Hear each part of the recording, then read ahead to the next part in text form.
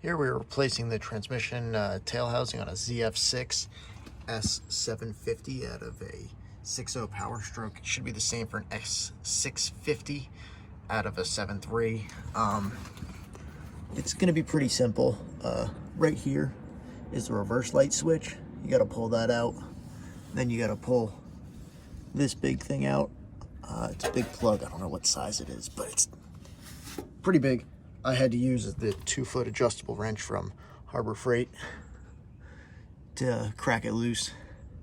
And then it's just a matter of taking all these bolts out around the case and then pulling the case half off. I already have the transfer case off because I was swapping from a electric shift to a manual shift. So that's really the first step. And then you just pull the bolts out and split the case. I'll come back with you once I got all the bolts out and I'm splitting the case.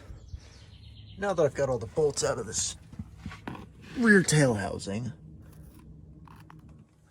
I'm going to split it using, I'm going to tap right here going that way, probably tap right here as well, there, find a spot on the other side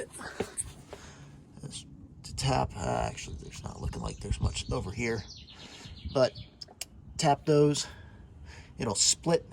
Might have to, you know, put a screwdriver in between in the seam right here to really get it apart, but hoping not to have to do that. So I'm gonna go get a hammer and start tapping it, see what I can do.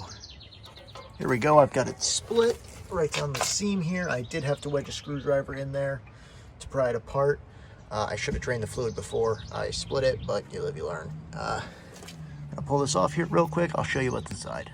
Here's what it looks like inside the trans. You got your output shaft, counter shaft, shift rails, and then, let's see, a couple dowel pins. I think you got, yeah, 2 dowel pins, one here, one up here. Fluid looks pretty clean. In here on the new case half, you're going to need to pull this bearing out and put it in the new one. I bought a new one of these bearings, the counter shaft bearing. I'll throw the part number down below.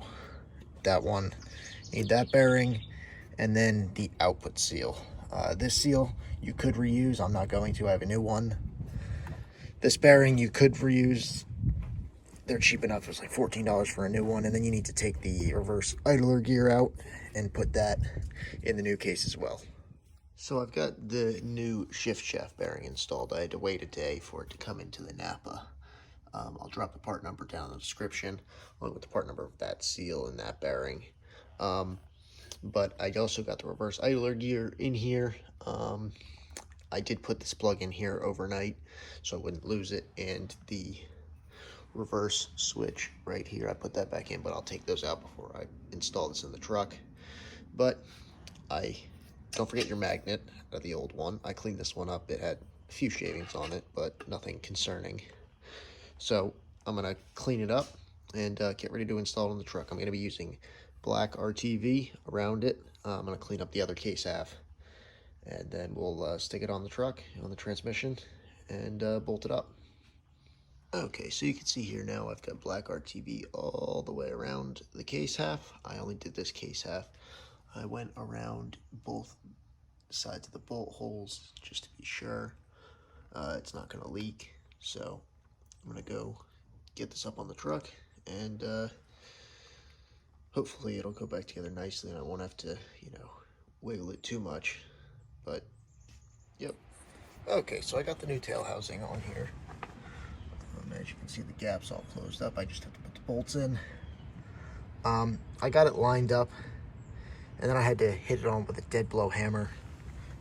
I thought it was going to slide on the same way that it slid off, but it did not. You need to not smack it really hard, but, you know, give it a little bit of persuasion to get it on there.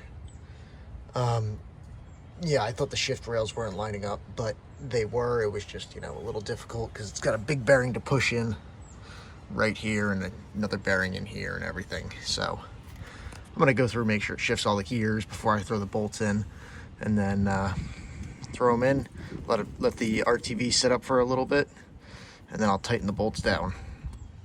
So I got the reverse light switch and the detent plug back in. I'm getting a new one of these. I just haven't gotten around to ordering it, so I'm just putting that in there to plug the hole for now. But this, when I was taking it out, I was struggling. It felt like the threads were all gummed up, but I think I had it in low gear or reverse. So when you go to take that out, make sure that you don't put it in there, because then you just have to crack it loose and you could probably spin it out by hand. I didn't, and I fought with it, and it was a pain because I was laying on my back. But putting it back in, the transfer's in 5th gear or overdrive, whatever you want to look at it as, and it just threaded right in nice and easily. So it's all put back together now. I put the dowel pin back in there for the transfer case. I'm going to throw the gasket on here, grab the transfer case, slap it in there, and then it is all done.